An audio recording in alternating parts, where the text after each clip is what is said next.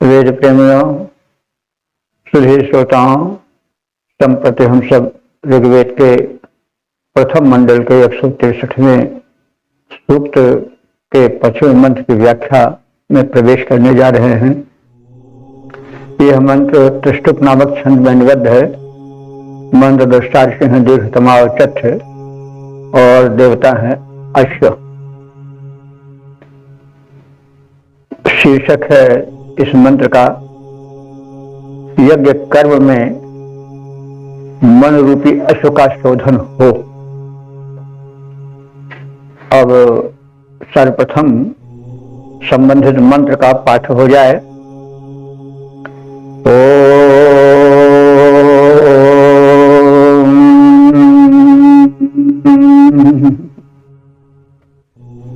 इमाते वाजिन्नवमार्जनानि मा शफानां सनितुर्निधाना अत्राते भद्रारशना अपश्यमृतस्य या अभिरक्षन्ति गोपाः। अब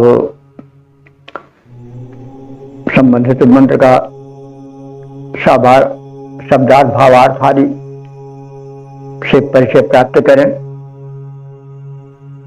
तो अश्व का अर्थ तो सामान्य होता है घोड़ा, लेकिन अर्थ में कई वृत्तियां अभिधा लक्षणा व्यंजना आदि होती हैं। तो इस आधार पर प्रसंगानुकूल और मंत्र की आत्मा के अनुकूल, संदेश के अनुकूल हमें मन को अश्व का रूप देकर अर्थ करना होगा।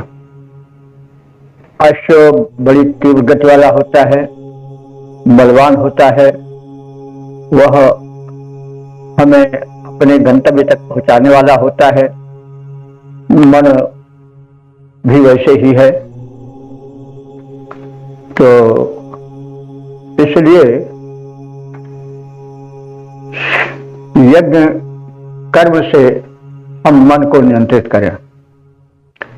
मन जब तक शुभ कर्म नहीं होगा तब तक नियंत्रित नहीं होगा। और हमें यज्ञ का जो अर्थ है वो व्यापक अर्थ लेना चाहिए। यज्ञ वैसे समं कर्म, जितने कर्म हैं वो सब यज्ञ हैं। यदि उनके पीछे समाज सेवा लोकोपकार हो तो, नहीं तो यज्ञ वैसे किए जाए, लेकिन अगर उसके पीछे भावना पवित्र नहीं है, किसी भूमि पर कब्जा करने की कोई इच्छा है, तो वो यज्ञ नहीं रह जाएगा। और कोई सफाई कर्मी है, वो मनोयोग पूर्वक अपना सफाई का कर्म करता है, तो वो भी यज्ञ ही कर रहा है। तो यज्ञ जो है वो व्यापक है। केवल अग्नि जला करके आहुति डालना ही नहीं उसका क्षेत्र है, वरन यावत कर्म है वो सब यज्ञ हैं। और वे यज्ञ तब बनेंगे जबकि उन कर्मों के पीछे लोक सेवा का, समाज सेवा का, जनहित का प्राधान्य हो। डॉक्टर हैं, वैद्य हैं, इंजीनियर्स हैं, अधिकारी हैं, कर्मचारी हैं, नेता हैं, अभिनेता हैं। ये यदि अपने कर्म को लोक मंगल को ध्यान में रखकर नहीं संपादित करते हैं तो फिर वो सही यज्ञ नहीं होगा। कोई भी कर्म हो उसमें स्वार्थ को पहले नहीं रखना चाहिए। उसमें लोक सेवा को, लोकोपकार को आगे रखना चाहिए। और जब जैसे हमारे यहाँ कहा जाता है कि सबका भला उसके पीछे हमारा भी भला, ये भावना जब तक नहीं आवेगी तब तक कर्म यज्ञ नहीं बन पाएगा। और यह कर्म यदि यज्ञ बन जाएगा, शुभ दृष्टिकोण से किया जाएगा, तो सुख ही शांति हो जाएगी। क्योंकि समाज में जब सब लोग सेवा के दृष्टि से कर्म करेंगे, तो फिर जो व्यर्थ के झगड़े झंझट होते हैं, खींचतान होती हो रही नहीं जाएगी। खींचतान तो तब होती है, चाहे वो कोई भी क्षेत्र हो, जब उसमें स्वार्थ की प्रबलता हो जाती है, आदमी स्वार्थांध हो जाता है, तो वो भटकेगा और भटकावेगा। तो इसलिए हमें मंत्र के अर्थ को यज्ञीय भावना से प्रेरित होकर के और लोकोपकार और समाज, राष्ट्र तथा प्राणी मात्र के हित को ध्यान में रखकर किए जाने की आवश्यकता, जिसको ऋषि प्राथमिकता देता है, हम भी वैसे ही करें, उस उपदेश को माने। तो मन एवं मनुष्यानाम कारणम बंध मोक्ष एवं कहा ही गया है। मन ही मनुष्य को ऊंचा उठाता है, मन ही गिराता है। मन के हारे हार है, मन के जीते जीत। पहले मन विकृत होता है, तब तन विकृत होता है। तो और मन बड़ा चंचल है, बड़ा प्रबल है, कहने की आवश्यकता नहीं है। तो इसलिए ऋषि कह रहा है कि हे वाजिन,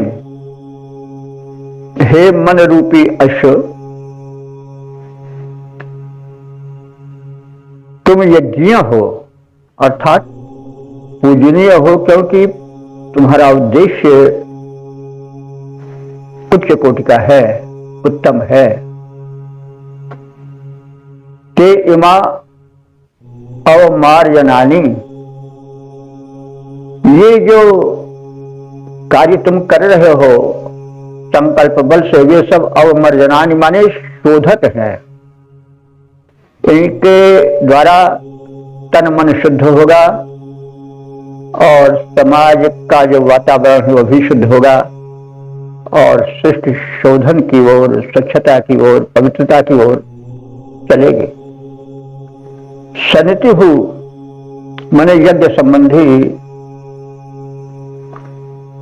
शफा नाम निधाना। शफ कहते हैं घोड़े के खुर को।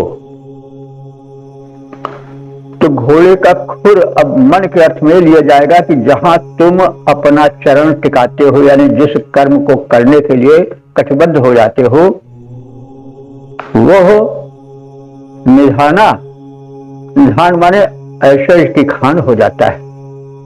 जब मनुष्य का मन शुभ कर्मी बन करके चरणाक्षेप करता है यज्ञ भूमि पर, कर्म क्षेत्र में, तो फिर उसका चरण जहां पड़ता है वो पवित्र बन जाता है स्थान।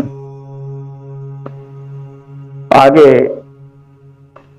तो मन रूपी अश्व के शोधन की महत्ता को बताते हुए ऋषि कह रहा है कि ये गोपा, जो गोप माने रक्षा करने वाला, ऋतस्य, तो जो ऋत कहते हैं यज्ञ को, तो ऋत यज्ञ तो सबकी रक्षा करता है शुभ कर्म के रूप में, लेकिन हे मन, तू ऋतस्य गोपा, तेरा बड़ा महत्व है, तू ऋत का भी रक्षक है और अभिरक्षंती, तेरे द्वारा यज्ञ की रक्षाएं होती हैं। ते भद्राह रचना, तुम्हारी जो रचना है, लगाम है, भद्रा माने कल्याणकर है। तो रचना शब्द है, देखिए रचना और रचना में ज्यादा फर्क नहीं है, तालवी शाखा और दंती शाखा है। हम लोग जो रचना कहते हैं ज्यादा प्रचलित है, वो जिह्वा के अर्थ में आते हैं। लेकिन जब रचना किया जाता है, तालवी शाह हो जाता है, तो उसका अर्थ होता है लगाम। घोड़े की लगाम को रचना कहते हैं। तो यहाँ पर लक्षणावृत्ति से लगाम का अर्थ होगा नियंत्रण शक्ति। वे भावनाएं जो कि मन को नियंत्रित करती हैं, वे ही रचना है, लगाम है। तो वो लगाम अत्र अपश्यम मैंने यहां देखी है कि तुम्हारे नियंत्रण शक्ति प्रबल है। और हे मन रूपी यशु, तेरी लगाम बड़ी प्रबल है, यानी तेरी नियंत्रण शक्ति, तेरा संयमन, नियम, व्रत आदि बड़ा उच्च कोटि का है। तो हे मन रूपी यज्ञ शुभ कर्मी अश्व, यज्ञ तेरे शरीर के शोधक है, यानी शुभ कर्म से मन शुद्ध होता है। ये तेरे खुरों के रखने के स्थान है, यानी ये वो स्थान है जहां तुम्हें शुभ कर्म करने चाहिए।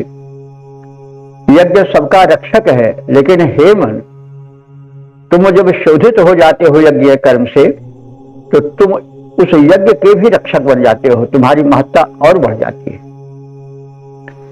लगाम तुम्हारी गति में सहायक है, अर्थात जब तुम सद्भावनाओं, सद्विचार, संयम, नियम से युक्त हो जाते हो, लगाम की तरह वो तुम्हारी गति को नियंत्रित करती है, तुम्हें सतपथ पर लाती है, तुम्हें विकृत या तुम्हें कहीं गिरने नहीं देती है, कहीं खड्ड की ओर नहीं जाने देती है। तो यह संयम रूपी लगाम तुम्हारी प्रशंसनीय है, और इसे मैंने देखा है, और इस प्रकार से तुम भी प्रशंसनीय और अस्तित्व बन गए हो। अब इसके पद रूपांतरण को देख लें। इस यज्ञ भूमि में मन अश्व तुम्हारे तन का होता है शोधन, तेरे खुर रखने हेतु बने स्थान पर स्थान यहाँ अतिशय शोभन। यह यज्ञ भूमि, यह यज्ञ सभी का रक्षक है, यह यज्ञ सभी का रक्षक है, पर तुम यज्ञ सुरक्षा करते हो। अपनी विशेषता के कारण तुम सारे संकट हरते हो। हे मन रूपी यशु, गति में सहायिका जो लगाम, उस पर मेरी है दृष्टि पड़ी। हे यश, तुम्हारे कर्तव्य से आशाएं हमको बहुत बड़ी। हे मन रूपी अश, तुम्हारे कर्तव्य से आशाएं हमको बहुत बड़ी। ओम वेद प्रेमियों, सुधी श्रोताओं, संप्रति हम सब ऋग्वेद के प्रथम मंडल के 163वें सूक्त के 6ठे मंत्र की व्याख्या में प्रवेश करने जा रहे हैं। यह मंत्र त्रिष्टुप नामक छंद में निबद्ध है। मंत्र दृष्टा ऋषि हैं दीर्घतमावचक है, और देवता हैं अश्व। संबंधित मंत्र का शीर्षक है सूर्य रूपी अश्व का सुशोभन रूप। अब संबंधित मंत्र का प्रथम पाठ हो जाए।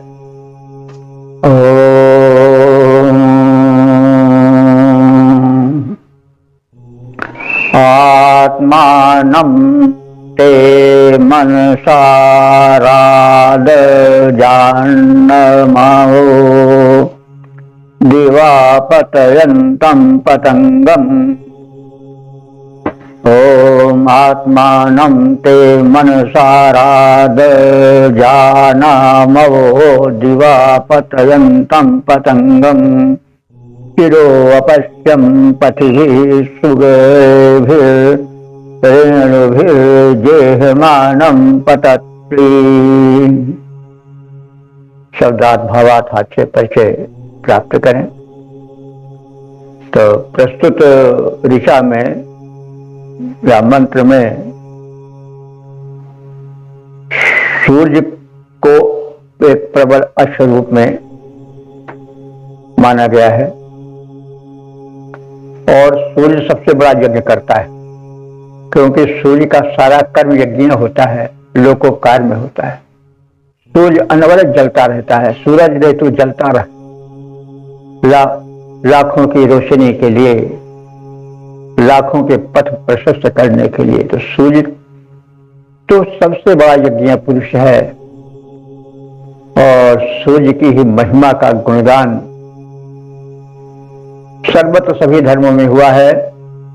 और सूर्य ही को भिन्न भिन्न नामों से लोगों ने जाना है।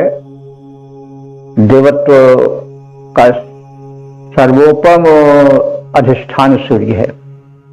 कभी प्रसंग आएगा तो मैं इसको विस्तार से बताऊंगा कि सारे धर्मों का मूल सूर्य है। तो सूर्य बहुत बड़ा यज्ञ करता है, क्योंकि उसका सारा कर्म लोकोपकार के लिए होता है। जलता रहता है, निरंतर जलता रहता है, कभी विश्राम नहीं लेता है। ये तो दिन रात जो है, तो रात में हम लोग विश्राम करते हैं कि सूर्य विश्राम नहीं करता, वो तो किसी दूसरे लोक को प्रकाशित करने के लिए जलता रहता है। सूर्य का लोकोपकारी यज्ञ रूप प्रशस्त है और उसी की महिमा का गुणगान ऋषि ने अश्व के रूप में किया है। काव्यात्मकता आ गई है, थोड़ी स्वाभाविक है आना। तो पतयंतम पतंगम, हे सूर्य रूपी अश्व, तुम पतयंतम माने उड़ते हुए, पतंगम माने पक्षी की तरह हो, यानी विशाल गगन में तुम विचरण करने वाले प्रबल पक्षी की भांति प्रतीत हो रहे हो। दिवा अवह, तुम द्विलोक से, अवह माने नीचे के लोकों में आने वाले हो। कैसे? किरणों के माध्यम से सूर्य आता है, हमसे लिपटता है, धरातल में प्राणी मात्र से पशु पक्षी सबसे लिपट जाता है। किरणों के करों के किरण रूपी हाथों से सबका आलिंगन करता चलता है सूर्य। वही आभार प्रकट करते हुए ऋषि कह रहे हैं कि तुम स्वर्ग लोक से अवतरित होते हो, अवह उतरते हो। कैसे? किरण के माध्यम से और अपने किरण रूपी हाथों से तुम सबका आलिंगन समभाव से करते चलते हो। ते आत्मानम, तेरी आत्मा को, तेरी कर्म भावना को, कर्तव्य निष्ठा को आरात, आरात कहते हैं दूर से, आरात दूर से ही, मनसा अजानाम, प्रसन्न मन से मैंने समझ लिया है, जान लिया है। पतत्र, पतत्र कहते हैं पक्षी को। तो तुम प्रबल पक्षी की भांति, अरेणु भी, रेणु कहते हैं धूल को, अरेणु माने धूल रहित। तो यह विशेषण है आकाश का। तो अरेणु भी, सुगे भी, पच भी, सुगे भी माने सुगम और पच भी माने रास्तों से।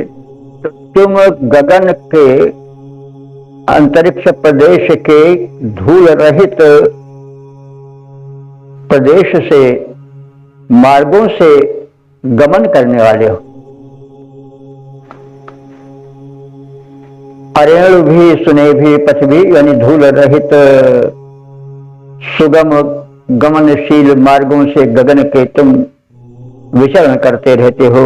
जेह मानम ते शिरः पश्यम, जेह मानम माने सबसे प्रथम प्रकट होने वाले, ते शिरः, तेरे सिर को मैंने देखा है। पहले आदमी आता है तो पहले उसका सिर दिखाई पड़ता है। तो वैसे सूर्य जब गगन पथ में आता है तो सबसे पहले उसका सिर दिखाई पड़ता है, माने उसका उदयकालीन बिंब दिखाई पड़ता है। तो मैंने तुम्हारे सिर को सबसे पहले देखा है, अर्थात तुम्हारे उदयकालीन रूप को, बिंब को मैंने अवलोकन किया है। तो हे सूर्य देव, तुम उड़ते हुए पक्षी की भांति द्विलोक से नीचे आने वाले हो। किरण करों के माध्यम से तुम आते हो, हम सबका आलिंगन करते हो, जड़ चेतन सबको सुख देते हो। ऐसा हमने जाना है, प्रसन्न मन से उसका अनुभव किया है। अंतरिक्ष के धूल रहित सुगम मार्ग से तुम प्रबल पक्षी की भांति विचरण करने वाले हो, आने वाले हो। तुम्हारे इस धराधाम पर आने वाले तुम्हारे बिंब रूपी सिर को मैंने बड़ी प्रसन्नता से देखा है। उस उदयकालीन प्रारंभिक रूप का अवलोकन किया है और प्रसन्नता का अनुभव किया है। तो इस प्रकार से हमने संक्षेप में शब्दार्थ और भावार्थ को जाना। अब इसके पद्य रूपांतरण पर भी ध्यान दें। हे सूर्य रूपी अश्व, तुम अंतरिक्ष का छोर फाड़ जिस समय गगन में आते हो, तुम अंतरिक्ष का छोर फाड़ जिस समय गगन में आते हो, मैं मुदित देखता शिरोभाग खगवत जब उसे दिखाते हो। खगवत नभ में आने वाली किरणों को मैंने जान लिया, अतिशय प्रसन्न मन से मैंने उनका स्वरूप पहचान लिया। पथ सुगम गगन का धूल रहित, पथ सुगम गगन का धूल रहित उड़कर खगवत ऊपर आओ। हे सूर्य देवता, उदय काल का शुभ स्वरूप निज दिखलाओ। हे सूर्य देवता, उदय काल का शुभ स्वरूप निज दिखलाओ। ओम वेद प्रेमियों, सुधी श्रोताओं, संप्रति हम सब ऋग्वेद के प्रथम मंडल के 163वें सूक्त के 7वें मंत्र की व्याख्या में प्रवेश करने जा रहे हैं। यह मंत्र त्रिष्टुप नामक छंद में निबद्ध है। मंत्र दृष्टा ऋषि है दीर्घतमावचत और देवता है अश्व। इस मंत्र का शीर्षक है अश्व का पवित्र अग्नि रूप में वर्णन। और संबंधित मंत्र का प्रथम पाठ हो जाए।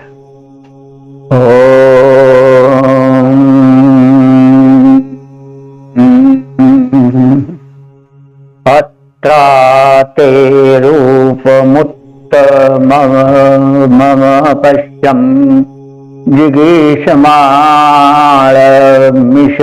आपदे गोः, यदा ते मरुतो अनुभोगमानदादिद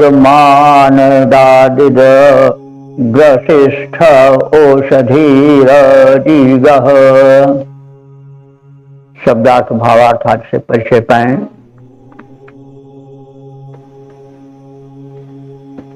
गोह पदे, गोह कहते हैं, गो माने पृथ्वी होता है और पद माने होता है स्थान।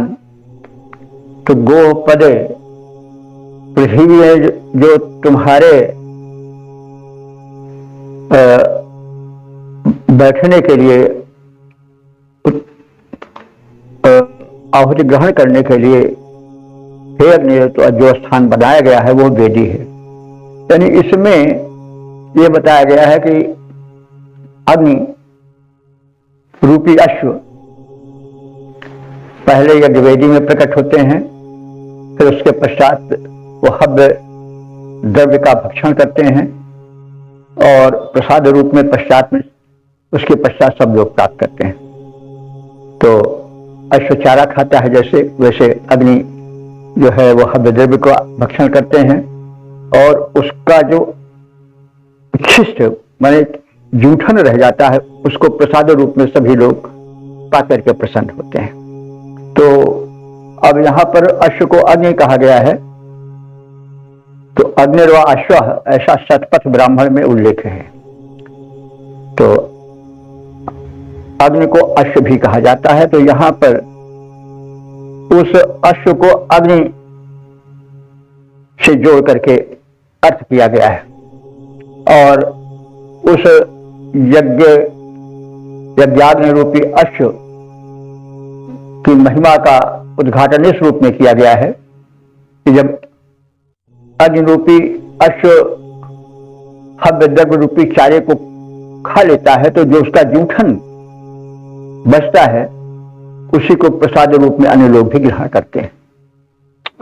तो इस प्रकार से उस यज्ञ रूपी अश्व का वर्णन करते हुए ऋषि कह रहा है कि हे यज्ञ रूपी यशु, तुम्हारा मुख्य स्थान जो है वो पृथ्वी पर यज्ञ वेदी जो बनी हुई है उसमें है। हे अग्नि, तो अग्नि जो है पहले यज्ञ वेदी में प्रकट होता है ना, तो अग्नि को अश्व, तो हे अग्नि रूपी बलशाली अश्व, पृथ्वी में जो तुम्हारा स्थान है वो यज्ञ वेदी है। वहीं तुम रह करके प्रज्वलित होकर के हमें प्रसाद रूप में अपना उच्छिष्ट हव्य द्रव्य का जो होता हो देते हो। ईशा जिगीष मारा, ईश कहते हैं अन्न को, और जिगीष मारा माने खाने की इच्छा रखने वाले हो। हे अग्नि रूपी अश्व, तुम ईश खाते हो। ईश माने अन्न, यानी यहां पर रूपक है तो हव्यान्न रूपी अन्न को, आहुति को तुम खाने की इच्छा रखते हो। ते उत्तमम रूपम अत्र अपश्यम, तुम्हारा यह रूप बड़ा उत्तम है। जब तुम हव्य द्रव्य का भक्षण करते हो, हव्यान्न का भक्षण करते हो, तो उसको मैंने हम लोगों ने अपश्यम मैंने देखा है और वो बड़ा आकर्षक है। यदा जब ग्रसिष्ठ औषधि अजीग, जब तुम ग्रसिष्ठ माने भक्षण करने वाली, औषधि माने औषधीय द्रव्यों को, अजीगा माने भक्षण करते हो, तो आतित माने उसके पश्चात, ते मर्ता, तुम्हारे जो उपासक, मर्त माने मर्त कहते हैं मनुष्य, तो जब तुम पहले भक्षण कर लेते हो हव्यान्न का, तो जो जूठन बचता है उसे ते मर्तासा माने तुम्हारे भक्त जो मर्त उपासक हैं, मानव हैं, वे भोगम अनुआनत, उस तुम्हारे ऐश्वर्य रूप प्रसाद का भक्षण करते हैं, यानी तुम्हारा जूठन ही खा करके अपने को धन्य मानते हैं। तो हे अश्वरूप अग्नि, पृथ्वी पर निर्मित यज्ञ वेदी के स्थान पर विराजमान तुम हव्यान्न भक्षण की इच्छा करने वाले हो। तेरे उत्तम देव रूप को मैंने देखा है। हव्य भक्षण करता तुमने आहुतियां जो कि औषधियों के रूप में भी तुम्हें प्रस्तुत की जाती हैं, उसका तुम भक्षण करते हो। तो हव्यान्न का और औषधियों से मिश्रित उस आहुति को तुम भक्षण करते हो, और तुम्हारे इस भक्षण कर लेने के पश्चात जो जूठन बचता है उसको हम तुम्हारे उपासक मरणशील मानव बड़े प्रेम से प्रसाद रूप में ग्रहण करते हैं। ये तुम्हारी महत्ता है, यानी तुम्हारा ही जूठन, तुम्हारा ही उच्छिष्ट संसार पाता है और धन्य होता है। तो इस प्रकार से अग्नि रूपी अश्व की महिमा का वर्णन हुआ है। आप इसके पद रूपांतरण को भी देख लें। हे अग्नि अश्व, हे अग्नि अश्व, हवन कुंड में विद्यमान अभिभक्षण करने वाले हो। हवन कुंड में विद्यमान अभिभक्षण करने वाले हो, अभिभक्षण करके उपासकों की झोली भरने वाले हो। तेरे अत्युत्तम देव रूप का दर्शन मैंने पाया है। हव्य रूप में अर्पित औषधियों को तुमने खाया है और प्रसाद रूप में हम सब ने उसको पाया है। तो इस प्रकार से हमने जैसा शतपथ ब्राह्मण में कहा गया है कि अग्निर्वाश्व, उस रूप में अश्व को, यज्ञ अश्व को अग्नि रूप में जान करके, समझ करके, मान करके इस मंत्र की व्याख्या की है। ओम। वेद प्रेमियों, सुधी श्रोताओं, संप्रति हम सब ऋग्वेद के प्रथम मंडल के 163वें सूक्त के 8वें मंत्र की व्याख्या में प्रवेश करने जा रहे हैं। यह मंत्र तुष्टुप नामक छंद में निबद्ध है। मंत्र दृष्टा है, देवमा औचत है और देवता है अश्व। शीर्षक है कि सभी अग्नि रूपी अश्व का अनुगमन करते हैं। अब संबंधित मंत्र का सर्वप्रथम पाठ हो गया। ओम अनुत्वारथो अनुमर्यो अरवन्ननु गावोऽनुभगः कनीनाम् अनुव्राता सस्तव सख्मीयोरनु देवा ममिरे वीर्यं ते। शब्दार्थ भावार्थ आज से परिचय प्राप्त करें। तो इसमें अग्नि रूपी अश्व यानी उस बलशाली अग्नि की महिमा का वर्णन है। और अग्नि का अर्थ स्वयं होता है अग्रगण्य, क्योंकि प्रत्येक कार्य में अग्नि को आगे रखा जाता है। अग्नि सर्वत्र व्याप्त है। हमारे शरीर में भी जठाग्नि बनकर चारों ओर, मतलब आकाश में सूर्य बनकर सर्वत्र अग्नि ही की महत्ता है। सूर्य, अग्नि, विद्युत ये सब एक ही रूप के हैं। इसको हम समय समय पर बताते आए हैं, तो आप समझे रहें। सब अग्नि ही की महिमा है और सब सूर्य आदि सब वही रूप हैं। तो यहाँ पर जो अश्व है वह बलशाली अग्नि के रूप में चित्रित किया गया है। और अग्नि हर कार्य के में अग्रगण्य रहता है। पहले अग्नि आगे रहते हैं, तब फिर कोई काम उसके पीछे चलता है। जैसे कोई शुभ कर्म होता है, विवाह आदि का, तो पहले आहुति दी जाती है, अग्नि प्रज्वलित की जाती है। फेरे भी लिए जाते हैं तो अग्नि के ही चारों ओर लिए जाते हैं।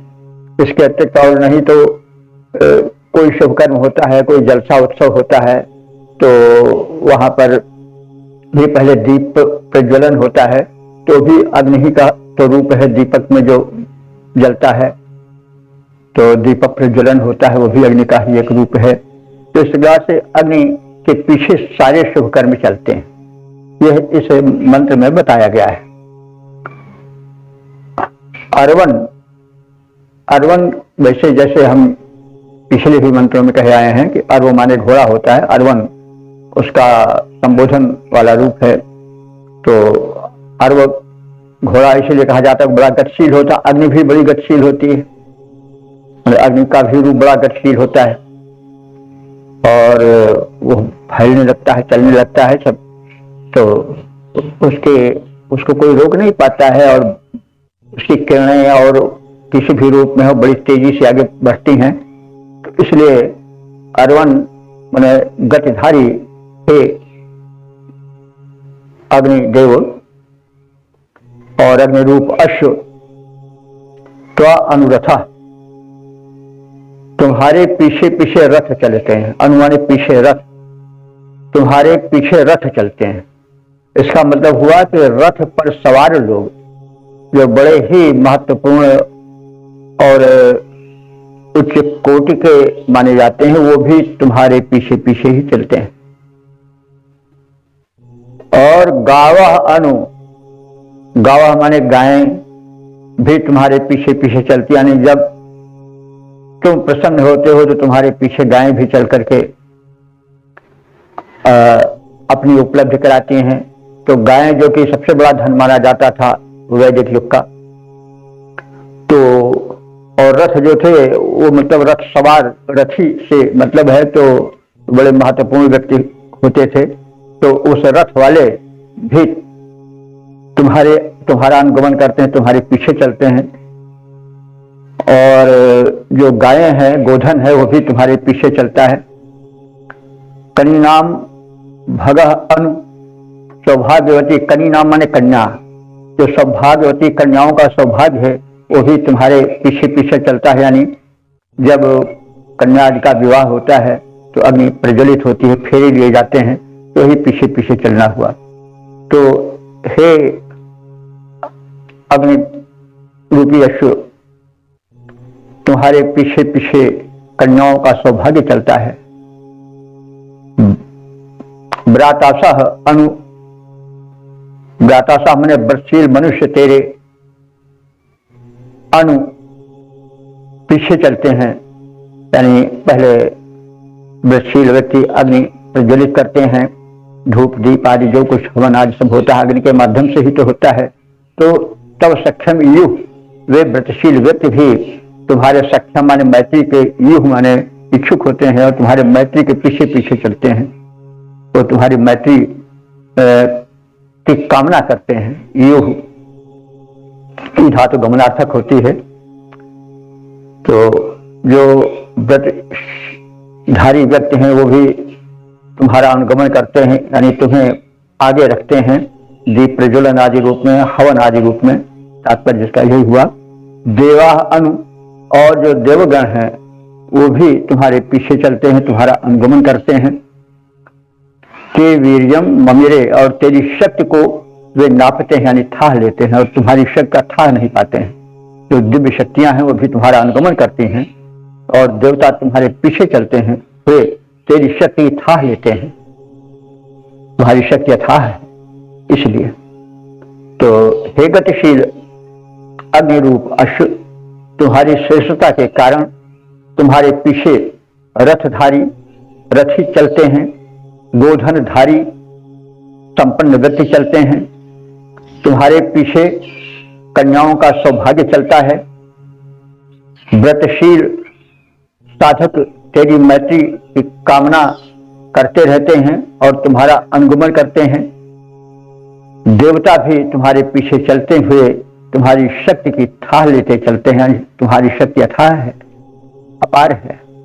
तो हे अग्निदेव, तुम परम महिमावान हो और तुम अश्व हो, तुम्हारी गति प्रशंसनीय है, शोभनीय है। और इस प्रकार से अग्नि को अश्व के रूप में और अश्व को अग्नि के रूप में देखा गया है। तो इसके पद रूपांतरण को देख लें। अनुगमन तुम्हारा करती हैं, सुख प्राप्त हेतु दुनिया सारी। अनुगमन तुम्हारा करती है हे अग्निदेव, अनुगमन तुम्हारा करती है, सुख प्राप्त हेतु दुनिया सारी। तेरे पीछे चलते रहते रथ धारी नृप, गोधन धारी कन्याओं का सौभाग्य तुम्हारे पीछे पीछे चलता है। साधक समूह मित्रता हेतु अनुगमन तुम्हारा करता है। अविवाहक पावक रूप अग्नि, अविवाहक पावक रूप अग्नि देवता तुम्हारी लखन राह। अविवाहक पावक रूप अग्नि, अविवाहक पावक रूप अग्नि देवता तुम्हारी लखन राह। तेरे पीछे चलते रहते पाने को तेरी शक्ति था, तेरे पीछे चलते रहते पाने को तेरी शक्ति था। ओम वेद प्रेमियों सुधी श्रोताओं, संप्रति हम सब ऋग्वेद के प्रथम मंडल के 163वें सूक्त के 9वें मंत्र की व्याख्या में प्रवेश करने जा रहे हैं। यह मंत्र तृष्टुप नामक छंद में निबद्ध है। मंत्र दृष्टा दीर्घतमा औचित्य है और देवता है अश्व। इस मंत्र का शीर्षक है अग्निरूप अश्व की महिमा। और संबंधित मंत्र का प्रथम पाठ हो गया। ओम हिरण्यसिंहो अश्वपादा मनोजवा अवर इंद्रयासीत। देवायुधस्य हविरद्यमायन्यो अर्वन्तं प्रथमो अध्यतिष्ठत्। शब्दार्थ भावार्थ आज से परिचय पाएं। तो अग्नि की महत्ता का प्रतिपादन इस मंत्र में है। अग्नि जो अश्व है उसको अग्नि रूप में चित्रित किया गया है और दोनों में एक रूपता दिखाई गई है। तो जो अग्नि है वो अश्व रूप में उसकी स्तुति हुई है। और यह बताया गया है कि यह अग्नि रूपी बलशाली अश्व सब देवताओं से आगे, इंद्र जो कि देवराज है वो भी अग्नि का अनुगमन करता है, उससे अवर माना गया है। क्योंकि अगर अग्नि आहुति लेकर के उसका भक्षण करके देवताओं तक यज्ञभाग न पहुंचाएं तो देवता भूखे रह जाएंगे। तो देवराज इंद्र भी तभी आहुति पाता है जब अग्नि देव उसका अपने लपट रूपी जिह्वा से भक्षण करते हैं, तो वो सूक्ष्म शक्ति जो है वो देवों को प्राप्त होती है।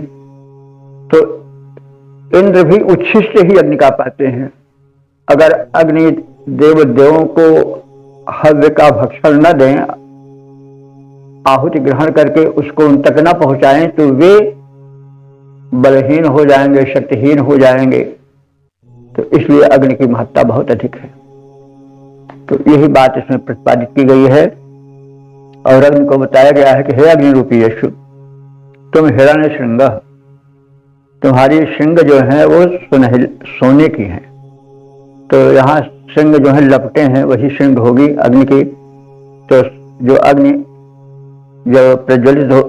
जब अग्नि प्रज्वलित होता है तो जो लपटें निकलती हैं वो सुनहली होती हैं, इसीलिए हिरण्य श्रृंग कहा गया है कि हे अग्निदेव, तुम्हारी लपटें सुनहली हैं और उन सुनहली लपटों की श्रृंग सुशोभित हो रहे हैं। तुमने अस्य पादा आया, और तुम्हारे जो चरण हैं वो फौलादी हैं, मतलब बड़े पुष्ट हैं, उनको बढ़ने से आगे कोई रोक नहीं सकता है, बड़े दृढ़ हैं। यह अरवंतम प्रथमा अधितिष्ठत, जो इंद्र घोड़े पर सर्वप्रथम सवार हुआ था, मनोजवाह, और जो मनोजव माने मन तुल्य वेगवान है, ऐसा इंद्र भी अवरा आसीत, तुमसे अवर माने तुमसे नीचे हो गया। इंद्र तो देवराज है, नीचे कैसे हुआ? क्योंकि पहले अग्नि आते हैं, बुलाए जाते हैं, वो प्रज्वलित होते हैं, तब इदम इंद्राय नमः, यह इंद्र का है, मेरा नहीं है, कह करके आहुति डाली जाती। तो इस प्रकार से वह इंद्र जो कि सर्वश्रेष्ठ है, देवेंद्र है, वह भी तुमसे अवर पड़ जाता है। प्रवर नहीं अवर, माने तुमसे कुछ नीचे ही दिखाई पड़ता है। देवाह इत, और देव गण भी अस्य हवि रद्यम, इसकी हविष को, अद्य माने खाने के लिए, यानी इस अग्नि द्वारा प्रदत्त आहुति के भक्षण के लिए इसी अग्नि के अधीन रहते हैं। और आयन माने आते हैं। अग्नि के द्वारा दिए जाने वाले हविर्भाग को ग्रहण करने के लिए देवता भी आते हैं। तो अग्नि का प्राधान्य है और उसे अश्व का रूप दिया गया है। अश्व को अग्नि और अग्नि को अश्व माना गया है। यह बात अश्व वाला प्रकरण चल रहा है। तो अब जैसा पहले कहा गया है कि जो श्रुति साहित्य अश्व को अग्नि रूप में भी देख चुकी है, तो इसलिए उसका अश्व परक अर्थ और अग्नि परक अर्थ दोनों लेकर के चला गया है। तो इस अग्नि की लपटें सुनहली हैं। यह अग्नि रूपी अश्व बड़ा ही दृढ़ है। इस अग्नि अश्व पर आहुति के समय प्रथम आहूत होकर और सबसे प्रथम अश्वारूढ़ होकर आने वाला इंद्र भी अग्नि से अधिक महिमान्वित नहीं हो सका है, क्योंकि पहले अग्नि आहुति को भक्षण करते हैं, तब वे जब प्रदान करते हैं इंद्र को, तब इंद्र आहुति पाता है। भले वो देवेंद्र है, लेकिन अग्नि से आगे नहीं बढ़ सका है। तो देवगण भी हव्य प्राप्ति हेतु अग्नि का ही आश्रय लेते हैं। इस प्रकार से अग्नि की महत्ता प्रबल है। वे अश्व हैं, बलशाली हैं, और इस अश्व प्रसंग में, अश्व प्रकरण में अग्नि को अश्व रूप में देखा गया है, कहीं सूर्य रूप में देखा गया है। और वास्तव में अग्नि सूर्य सब एक ही हैं। विद्युत ये सब जैसा समय समय पर मंत्रों में बताया जाता रहा है। तो अब हम इसके पद्य रूपांतरण पर भी दृष्टि डाल लें। इन अग्निदेव के लपट श्रृंग स्वर्णिम हैं, बड़े निराले हैं। इस अग्नि अश्व के लपट श्रृंग स्वर्णिम हैं, बड़े निराले हैं। दृढ़ और अनश्वर हैं, अनंत निज भक्तों के रखवाले हैं। इन लपटों पर आरूढ़ इंद्र आहूत प्रथम जो होता है, इन अग्निदेव की महिमा के आगे निज महिमा खोता है। देवों को देने हेतु भक्त हव्यान्न अग्नि को देते हैं। देवों को देने हेतु भक्त हव्यान्न अग्नि को देते हैं। निज यज्ञ भाग के हेतु देव आधार इन्हीं का लेते हैं। ओम